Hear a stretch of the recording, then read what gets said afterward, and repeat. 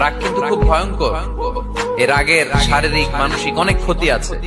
Heart attack করে অনেকে রাগে, স্ট্রোক করে ফেলে। রাগ হচ্ছে অনেকটা ঝড়ের মতো। কিসের মতো? ঝড় যেমনি একদিক থেকে এসে সব লন্ড ভন্ড করে দিয়ে অন্য দিক দিয়ে ছুটে চলে যায়, যখন ঝড়টা হয় তখন তো টের পাওয়া যায় না। রাগও তেমন। যখন রাগটা আসে কি যে করে ফেলছি তখন বোঝা যায় না।